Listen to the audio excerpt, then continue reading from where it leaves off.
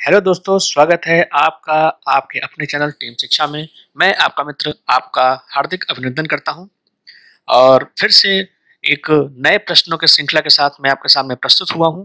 तो आइए शुरू करते हैं। और ये रहा हमारा पहला प्रश्न। रेगिस्तान में मृग तृष्णा किस घटना के कारण देखी जा सकती है? इसका सही जवाब होगा डबल अपवर्तन।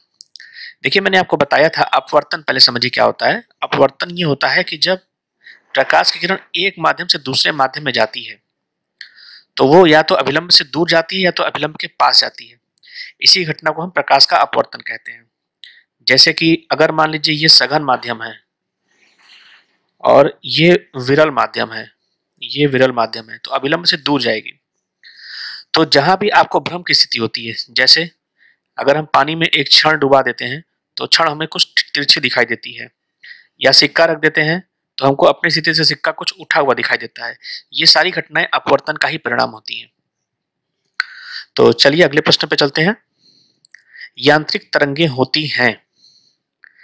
देखिए, ये जो यांत्रिक तरंगे होती हैं ये अनुदैर्ध्य और अनुप्रस्थ दोनों प्रकार की हो सकती हैं।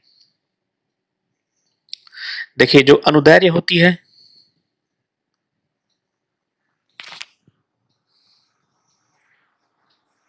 इसमें जो तरंग की दिशा होती है माध्यम के समानांतर होती है, और जो अनुप्रस्थ होती है इसमें जो तरंगों के कण होते हैं माध्यम के लंबवत गति करते हैं। तो चलिए अगले प्रश्न पे चलते हैं।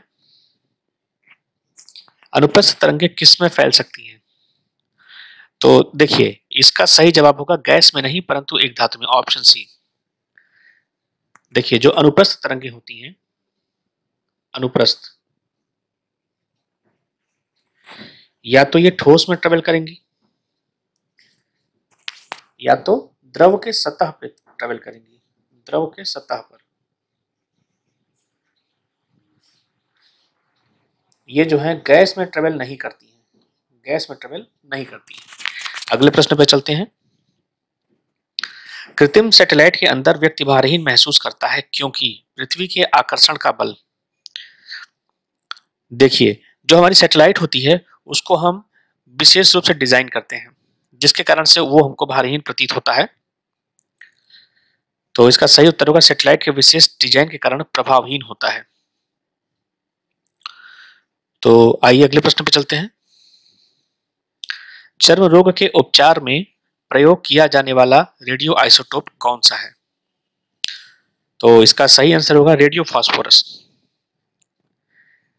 अब देखिए, अगर हम रेडियो आयोडीन की बात करें तो इसका प्रयोग थायराइड कैंसर में किया जाता है, थायराइड कैंसर को ठीक करने में। और अगर हम रेडियो सीसा और रेडियो कोबाल्ट की बात करें तो रेडियो कोबाल्ट जो होता है और एक आपका होता है फास्फोरस 32, इन दोनों का एक ही इस्तेमाल होता है ल्यूकेमिया के इलाज में। ल्यूकेमिया आपका होता है, इसको हम ब्लड कैंसर कहते हैं, ल्यूकेमिया को हम ब्लड कैंसर कहते हैं।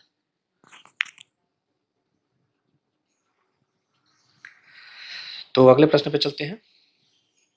पेंडुलम की अवधि किस पर निर्भर करती है? देखिए, इसका फॉर्मूला होता है T is equal to 2 pi root L by g. अब आप खुद देख सकते हैं कि ये इसके लंबाई पे डिपेंड करता है। देखिए, T proportional to under root L, T proportional to 1 by root g. तो गुरुत्वीय त्वरण पे और लंबाई पर निर्भर करती है ये दो चीजें। तो हम अगले प्रश्न पे चलते हैं। यदि एक पेंडुलम को पानी से भरे जार में डाल दिया जाए तो इसकी समयावधि पर क्या प्रभाव पड़ेगा? तो इसकी समयावधि जो है वो बढ़ जाएगी। तो अगले प्रश्न पे चलते हैं। यदि पेंडुलम का द्रव्यमान 2 गुना हो जाता है तो समय की अवधि क्या होगी? देखिए, अभी मैंने बताया आपको T is equal to 2 pi root L by g. तो इसमें द्रव्यमान कहीं नहीं आ रहा है तो इसका सही आंसर होगा समान रहेगी। अगले प्रश्न पे चलते हैं। तरंगे जिनके प्रसार के लिए किसी भी भौतिक माध्यम की आवश्यकता नहीं होती है वो होती है विद्युत चुम्बकीय तरंगे। देखिए, इनका सबसे बड़ा जो विशेषता होती है वो ये होती है कि ये मीडियम में भी ट्रेवल करती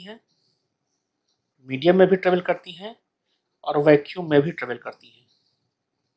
आप ये मत सोचिएगा कि माध्यम रहेगा तो ट्रेवल नहीं करेंगी, ये बिना माध्यम और माध्यम दोनों में ट्रेवल कर सकती हैं।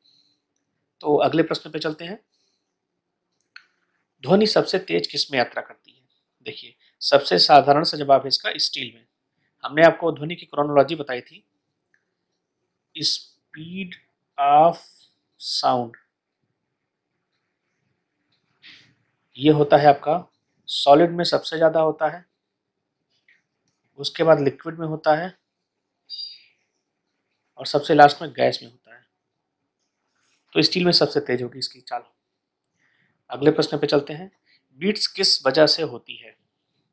हस्तक्षेप, इसको इंग्लिश में कहते हैं इंटरफेरेंस।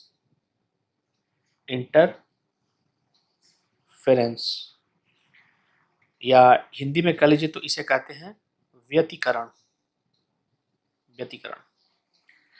मतलब ये होता है कि जैसे कि अगर एक सेम सोर्स है, इस सोर्स से हमारी दो हमारी वेव्स निकल रही हैं, इसकी फ्रीक्वेंसी f1 है, इसकी फ्रीक्वेंसी f2 है, और जब इनको हम सुपर इम्पोज करते हैं, मतलब इनको जब हम मिक्स कर देते हैं, तो क्या होता है कि कहीं पर इनकी जो फ्रीक्वेंसी है, रिजल्टेंट फ्रीक्वेंसी दोनों के योग के बराबर हो जाती है, और कहीं कहीं पर दोनों के डिफरेंस के बराबर हो जाती है। तो जहां पर योग होता है वहां पे हम कहते हैं कि इसको संपीड़न कहते हैं, और जहां पे डिफरेंस रहता है उसको हम विरलन कहते हैं। तो इसी वजह से जहां पर f1 प्लस f2 या f1 माइनस f2 है, तो जो सुपर इम्पोज करने के बाद फ्रीक्वेंसी घट रही है या बढ़ रही है, उसी को हम बीट्स कहते हैं। आइए अगले प्रश्न पे चलते हैं। सोनोमीटर तार में पैदा होने वाली किस प्रकार की तरंग होती है? देखिए, अनुप्रस्थ स्थिर होता है। सोनोमीटर क्या होता है? देखिए, सोनोमीटर ऐसा होता है, और इससे हम फ्रीक्वेंसी प्रोड्यूस करते हैं, और जब इसमें हम चोट करते हैं तो ये ऐसे ऐसे वाइब्रेट होने लगता है। तो देखिए, सबसे पहली बात क्या है, ये सॉलिड है। सॉलिड में कौन सी तरंग जाती है? वो जाती है अनुप्रस्थ। और अब आप ऑप्शन में देख लीजिए तो अनुप्रस्थ स्थिर, सिंपल सा जवाब है। अगले प्रश्न पे चलते हैं। तापमान में वृद्धि के साथ एक अंग पाइप में ध्वनि की आवृत्ति क्या होगी? देखिए, समान रहती है, आप कंफ्यूज मत करिएगा, आवृत्ति की बात हो रही है। अगर हम वेग की बात करें तो टेम्परेचर बढ़ाने पर वेलोसिटी बढ़ती है। कैसे बढ़ती है? अगर हम 1 डिग्री टेम्परेचर बढ़ाते हैं तो 0.61 मीटर पर सेकंड की स्पीड से वेलोसिटी हमारी बढ़ जाती है। लेकिन यहाँ पर फ्रीक्वेंसी की बात हो रही है, फ्रीक्वेंसी चेंज नहीं होती है। अगले प्रश्न पे चलते हैं। दूध का घनत्व मापने के लिए किस उपकरण का प्रयोग किया जाता है? लैक्टोमीटर का प्रयोग किया जाता है। ठीक है, बैरोमीटर वायुदाब हो गया। हाइग्रोमीटर आपकी सापेक्षिक आर्द्रता हो गई।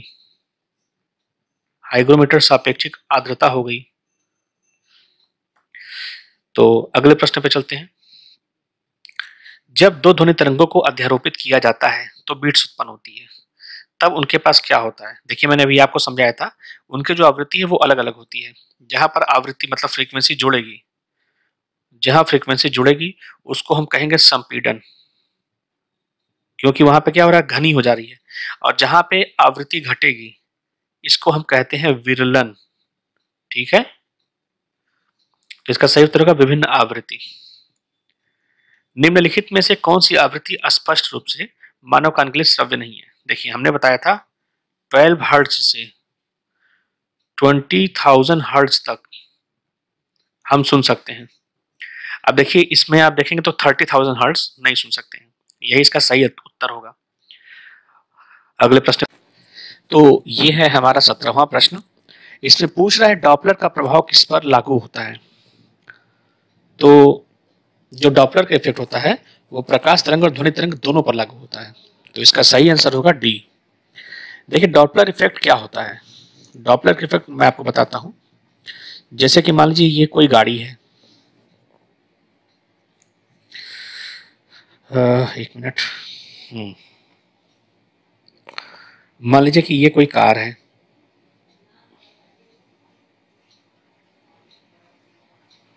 और यहाँ पर कोई व्यक्ति है, और कार, मान लीजिए कि कार की फ्रीक्वेंसी कुछ भी है, मान लीजिए कि ये एक बार में 10 वेव छोड़ती है। फ्रीक्वेंसी क्या होती है? Waves produced in per unit time. तो अब अगर ये खड़ा है तो इसके पास जो फ्रीक्वेंसी आएगी वो आएगी 10, मतलब बराबर। अब ये मान लीजिए कार है और ये चलना शुरू कर दी इस आदमी की तरफ, तो अब क्या होगा? इसकी फ्रीक्वेंसी तो अभी भी 10 है, लेकिन इसको लगेगा कि 10 से ज़्यादा फ्रीक्वेंसी हमको सुनाई दे रही है। तीसरा कंडीशन ले लें कि अगर ये दूर जा रही है, उस कंडीशन में क्या लगेगा? इसको लगेगा कि फ्रीक्वेंसी इसको कम सुनाई दे रही है। देखिए तीनों केस में फ्रीक्वेंसी बराबर है, लेकिन हमको जो रिलेटिव फ्रीक्वेंसी लगती है वो कभी ज़्यादा तो कभी कम लगती है। ऐसा लगता है कि उसकी पिच या तो कम हो रही है या तो उसकी पिच ज़्यादा हो रही है। तो ये जो फिनोमिना होती है इसी को हम डॉपलर इफेक्ट के नाम से जानते हैं। तो ये दोनों प्रकार के तरंगों के लिए सत्य है, प्रकाश तरंग और ध्वनि तरंग। तो इसका सही आंसर होगा डी। हम अगले प्रश्न पे चलते हैं। वह घटना जिसमें पेंडुलम के परिसंचरण का आयाम धीरे धीरे कम होता जाता है क्या कहलाती है? डंपिंग कहलाती है। देखिए डंपिंग का मतलब है, जैसे मान लीजिए कि हमने एक यहाँ पर पेंडुलम लटका दिया और हमने फोर्स लगाया इस पर और पेंडुलम मूव होने लगा, और पेंडुलम अब सिंपल हार्मोनिक मोशन, सरल आवर्त गति कर रहा है, अपनी स्थिति के इधर उधर जा रहा है, आ रहा है। तो क्या होता है कि धीरे धीरे इसमें जब फ्रिक्शन लगने लगता है तो धीरे धीरे इसका आयाम, देखिए आयाम इसका यही है, जो मैक्सिमम दूरी ट्रेवल करता है एक साइड में, उसी को आयाम कहते हैं। तो धीरे धीरे इसका आयाम कम होता जाएगा और एक समय क्या आएगा कि ये अपने स्थान पे स्टेबल हो जाएगा। तो इसी को हम डंपिंग कहते हैं। तो अगर हम यांत्रिकी की बात करें तो यांत्रिकी में फ्रिक्शन फोर्स और भी कुछ फोर्सेस होते हैं जिसकी वजह से धीरे धीरे पेंडुलम का परिसंचरण धीरे होने लगता है। इसी परिघटना को हम डंपिंग के नाम से जानते हैं। तो आइए अगले प्रश्न पे चलते हैं। किसी तरंग की समय अवधि और आवृत्ति का गुणनफल क्या होता है? देखिए आवृत्ति बराबर क्या होता है? प्रति सेकंड किए गए दोलनों की संख्या। तो अगर हम n इंटू टी निकालेंगे तो ये हमारा आ जाएगा 1। तो आप खुद ही देख रहे हैं कि कितना आ रहा है, ये यूनिटी आ जा रहा है। अगले प्रश्न पे चलते हैं।